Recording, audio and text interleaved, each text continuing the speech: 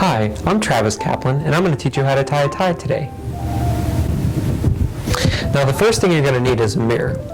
I find it easier to tie a tie when you have a mirror. Now, you can do it without one, but it's a lot easier, and you'll probably look like a dork if you're learning and you don't use a mirror. Now that we have a mirror, we can actually start tying the tie. Now, the first step that you're going to want to do when tying the tie is make sure that the fat end of the tie is on your right side. Along with that, you're going to want to make sure that the short end of the tie is aligned with the third button down, excluding the top, which would be here. Now that we have the tie in this position, we're going to want to do the next step, which is we're going to take the long end of the tie, cross it over with the short end of the tie to make an X. After this, we're going to cross it over again, twisting the tie around itself. Finally, we're going to take the long end of the tie and we're going to put it through the loop of the tie, making sure that it's snug while we're doing so, looking like this at the end. Now, the next thing you're going to do is you're going to switch the long end and the short end in your hands without twisting it again, which looks like this.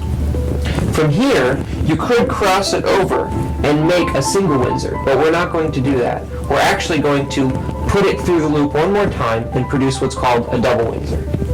Thus, like this. Making it nice and snug. The next thing we're going to do is turn it over like this in order to make the front of the tie. From here, we're going to pull it through the top of the loop, like so, and out. From this step, all we're going to have to do is take the fat end of the tie and place it into the loop you have just created in the tie, like this.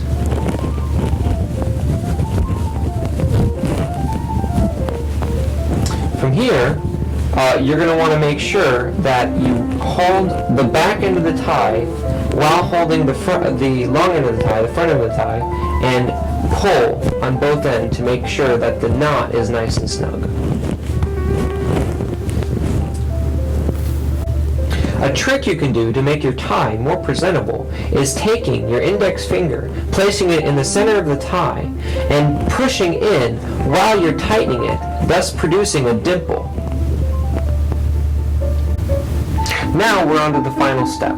All we have to do is grab the front end of the tie and the rear end of the tie, lift it up to our neck, and then take our collar and just fit it down around the tie. And from there, we have completed and tied the tie. This concludes our lesson on how to tie a tie. I hope you enjoyed it. Oh yeah, and by the way, make sure your tie actually matches your outfit.